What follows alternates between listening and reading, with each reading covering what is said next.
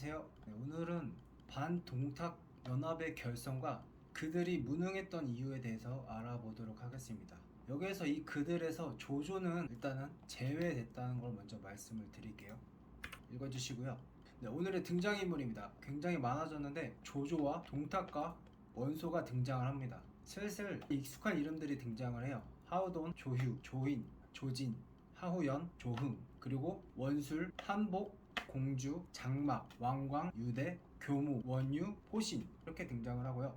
오늘 알아볼 내용은 189년의 조조의 위치와 조조가 도망갔고 그리고 조조의 거병을 알아볼 거고요. 관동연합군의 탄생, 거기에서 원소가 맹주인 이유, 원소가 멍청한 이유, 관동연합군이 총체적으로 멍청한 이유와 국지부동, 그리고 그들의 실체를 알아보도록 하겠습니다. 지난 편에 이어서 조조가 선택의 기로에 놓였다고 했잖아요. 이 군웅 활거 시대에 영웅이 될 것인지 효웅이 될 것인지 간웅이 될 것인지 이중택 교수는 바로 결론부터 제시를 합니다. 동탁과 원술과 원소는 효용을 선택을 했다고 해요. 하지만 조조는 영웅이 되기를 선택했다고 합니다. 좀 더 자세하게 이번 화와 다음 컨텐츠를 통해서 파고 들어보도록 하겠습니다. 188년에 서원군이라는 게 창립이 된다고 해요. 이게 근위병인데 서원 8교위라는 직책을 여러 사람들이 맡게 되는데 그 중에 조조는 전군 교위, 위에서 네 번째 높은 위치였다고 해요. 상군 교위는 건석이었습니다. 건석은 조조와 인연이 있죠. 건석의 숙부를 조조가 때려 죽인 적이 있었잖아요. 중군 교위에는 원소, 하군 교위에는 포웅이라는 사람이 있었다고 합니다. 건석과 원소와 조조는 다 많이 익숙한 이름들이죠. 그러니까 낙양 북부 위에 있었던 조조와는 188년의 조조는 차원이 다른 몇 단계 높은 위치에 서게 된 역할이었습니다. 근데 이제 동탁이 조조에게 자기 편으로 오라고 합니다. 효기 교위를 추천해 줄 테니 나한테 와라 이렇게 했는데 동탁과 함께하면 망할 거라는 정치적 판단이 있었기 때문에 동탁의 제안을 거부합니다. 거부하고 그대로 조정에 남아있으면 어떻게 되겠어요? 죽을 수밖에 없잖아요. 그래서 다 때려치고 야반 도주를 합니다. 그래서 야반 도주를 하는데 동탁의 배신감이 느꼈을 거 아니에요. 그래서 조조를 잡아오라고 추살령을 내리는데 추살령이 더 빨랐대요. 도망가다가 중모현 관하에서 결국은 체포가 됩니다. 근데 이제 조조를 알아본 관리가 동탁한테 보낼 게 아니라 풀어줘야 된다고 설득을 합니다. 여기에서 삼국 연의에서는 이 현령이 진궁으로 나와서 진궁으로 아시는 분들이 많이 계실 거예요. 근데 진궁은 중모현에서 직책을 맡은 적이 없었다고 합니다. 그러니까 누가 맡았냐 뭐 이런 거는 중요한 건 아니고 이중택 교수는 여기에서의 의미가 더 중요하다고 분석을 하고 있습니다. 동탁은 민심을 잃었었고 조조는 동탁보다는 민심이 있었다고, 이게 의미가 있다고 분석을 하고 있습니다. 그래서 도망을 칠 수 있었고 진류에서 도망을 멈추게 됩니다. 진류에서 위자라는 사람에게 후원을 받게 돼요. 이게 중국 고대 사회의 전통이라고 합니다. 돈 있는 사람이 가능성 있는 사람에게 돈을 후원을 하고 그러면서 정치에 참여를 할 수 있는 기회를 얻는, 이렇게 주고받는 관계가 중국 고대 사회의 공식이었다고 하는데 대표적인 케이스들 떠오르는 게 있을 거예요. 아마 조조도 이렇게 후원을 받았고 유비도 이런 후원을 받아서 유비의 집단이 성장을 하게 되죠. 그렇게 볼 수 있습니다. 조조는 자금이 생기자 거병을 합니다. 군사와 말 5,000피를 얻게 되고 장막이 합류를 합니다. 그리고 이제 다 아는 이름들이 튀어나와요. 하우돈, 하우연, 조인, 조흥, 조진, 조유들이 다 조조에게 합류를 합니다. 그와 동시에 원소를 필두로 각 지방의 제후들도 합류를 하게 됩니다. 동탁에 대항하는 그런 명분하에 일어나게 되는데 삼국간에 동쪽에 있었다고 해서 관동이군, 관동군이라고 했다고 해요. 서쪽에 있는 동탁군을 서북군이라고 했다고 합니다. 그래서 원소를 맹주로 해가지고 원술, 비주목, 한복, 예주자사, 공주, 연주자사, 유대, 하네테우스, 왕광, 장막, 호신, 원유, 교무, 조조 이렇게 연합을 해서 결성을 해서 일으켰다고 합니다. 근데 이제 대부분 알고 계시는 게 조조가 조서를 보내서 여러 제후들이 호응을 하도록 했다고 하는데 사실은 조조는 이런 역할을 한 적이 없었다고 합니다. 위조한 조서를 보낸 거는 동군 태수였던 교무였다고 하고, 그러면 이 관동군에서 조조의 지분은 어느 정도였냐 하면은 조조는 당시에는 영향력이 없었다고 해요. 범죄자 신분이었고 도망갔기 때문에 이미 그때는 관리의 직함도 없었고 지역적인 기반이 있는 것도 아니고 군사와 말도 있긴 했지만 상대적으로는 초라한 수준이었습니다. 그래서 사실상 조조의 지분은 없었다고 해요. 그냥 단지 참가자 정도였다고 합니다. 원소가 임시로 봉해준 행분무장군, 딱 이것도 그냥 원소가 쥐어준 직책 정도? 좀 형식적이었던 것 같아요. 정리를 해보면 조조는 자기가 주최해가지고 연합을 결성한 게 아니라 단지 참가자 중에 한 명이었다. 근데 삼국 연의에서 부풀려졌다. 이렇게 정리할 수 있을 것 같습니다. 원소를 맹주로 추대한 이유가 있었습니다. 다 아시다시피 원소의 집안은 4세 3공이었잖아요. 권세가 가장 높은 집안이었습니다.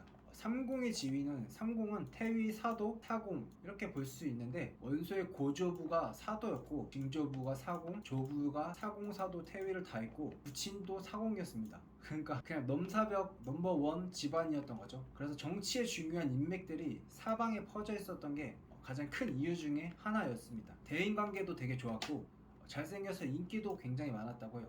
그리고 또 큰 이유가 동탁을 대놓고 반대했던 것도 원소의 명성이 올라가게 됐고 반동탁 연합이기 때문에 이것도 원소가 맹주가 된 큰 이유 중에 하나였다고 합니다. 동탁은 원소가 데려왔다고 볼 수도 있잖아요. 소재의 폐위를 의노했는데 원소가 반대를 했다고 합니다. 그리고 동탁에 반대하자 자신의 목숨이 되게 위태로웠겠죠. 도망을 갔다고 해요. 그래서 원소전에서 원소는 대답도 하지 않고 칼을 비껴들고 절하고 떠났다고 기록이 돼 있다고 합니다. 그러니까 이때 도망가서 이제 동탁을 대놓고 반대하는 그런 입장의 대명사가 됐기 때문에 맹주가 된 큰 이유 중에 하나가 된 거죠.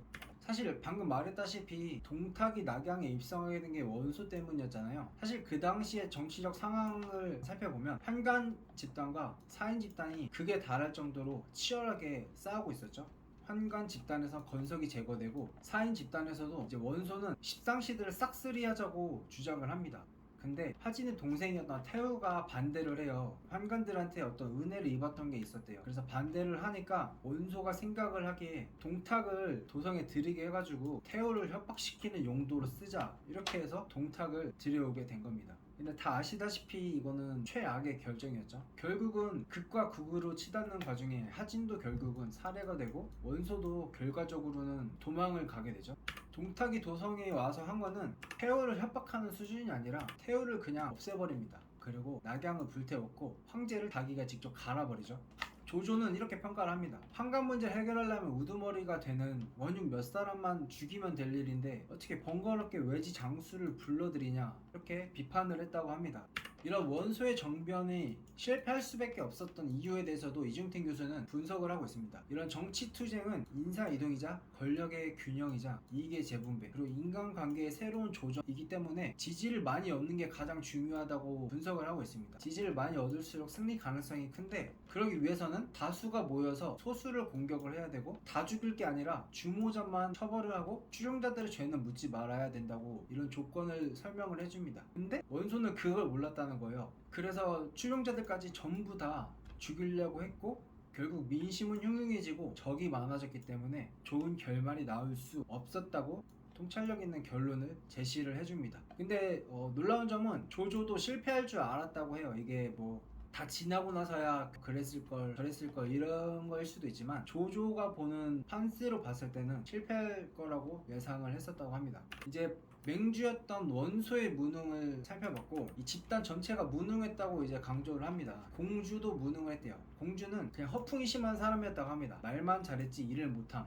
공주에 대한 평가는 고목의 입김을 불어 살려내는 사람, 그러니까 말만 이렇게 입만 잘 터는 사람이라는 거죠. 그런 사람이었고 또 다른 예로는 한복을 들고 있습니다. 한복은 자기 주장이 없는 사람이라고 합니다. 그래서 아까 말씀드렸다시피 일병을 일으켜 나라 의원을 풀어주다는 그런 편지를 조조가 아니라 교모가 보냈는데 이 편지를 받자 이제 모사인 유자에게 의논을 합니다. 근데 리더로서 이제 자신이 결정을 내려야 할 부분에 있어서 좀 멍청하죠 되게. 우리는 원소를 좋아해 동탁을 좋아해. 그러자 모사가 이렇게 말합니다. 굉장히 답답하다는 듯이 말했다고요. 나라를 위해 의병을 일으키는데 무슨 동탁이니 원소니 말하십니까? 이 말을 듣자 한복은 얼굴이 붉어졌다고 합니다. 근데 그 군주의 그 모사라고 결국은 이 모사 유재라는 사람도 뛰어난 해법은 제시하지는 못합니다. 그냥 관망하자고 제시를 합니다. 일단 지켜보는 게 어떠실런지요 해서 한복은 받아들였다고 합니다. 이렇게 하나하나들이 다 그냥 무능한 집단이었다고 합니다. 원소 등은 어느 한 사람도 과감하게 먼저 진격하는 자가 없었다. 이렇게 무지개 기록이 되어 있다고 나와 있고 조조가 너무 답답해서 이제 말을 했다고 합니다. 무엇을 의심하는 거냐고. 조조의 주장의 근거는 이랬던 겁니다. 전에는 동탁이 황실에 기대고 있어서 함부로 치기 어려웠고 요충지를 차지했기 때문에 치기가 어려웠다. 근데 이미 동탁은 도성을 불질렀고 황제를 협박하고 나라를 지금 뒤집어 놓고 있다. 그러니까 그때는 틀렸는데 지금은 가도 맞다. 그러니까 싸우기만 하면 천하가 평정될 테니까 기회를 놓칠 수 없으니 다 같이 쳐들어가자 이렇게 했는데 원소를 맹주로 한 이 집단은 전혀 움직이지 않았다고 합니다. 10만이나 모인 관동군이 연회만 열고 공격은 모색도 안 했다고 합니다. 그래서 조조가 답답하다 못해 참다가 결국은 혼자 공격하게 되고 장막만 소규모 군대를 도와줘서 파견해서 둘이 공격을 하지만 결국은 패하게 되고 조조도 조홍의 도움을 받아서 겨우 탈출하게 됩니다. 그래서 조조가 이제 또 한 번 절망을 하게 되는 거죠. 큰 깨달음을 얻게 됩니다. 얘네들 노답이다. 얘네들 오합지졸이었구나. 사실 이 사건이 있기 전까지는 이 집단의 이 인재들은 나라를 대표하는 엘리트들이자 인재들이었다고 합니다. 대표적으로 왕강이라는 사람, 이 사람은 의협심으로 유명했다고 해요. 원유라는 사람, 높은 경륜을 가진 사람이었다고 알려져 있다고 해요. 근데 막상 관동군에 연합돼서 실세를 까보니까 하나하나들이 다 어떤 능력자들이라든지 나라를 위하는 그런 마음을 가진 사람들이 아니라 각자 그냥 사리사욕을 채우는 사람들이고 죽음을 두려워하고 뜻만 크고 능력은 하나도 없고 외유내강이 아니라 외강내의였던 그런 오합지졸들이었다고 결론을 내리게 됩니다. 동상이몽이었다. 조조와 절망 끝에 이런 결론을 내리고 그 다음에 행동을 취하게 됩니다. 이들과는 다른 행동을 취하게 됩니다. 다음 컨텐츠에서 이어서 하도록 하겠습니다. 오늘은 여기까지고요. 안녕. よいぞよいぞよいぞよいぞ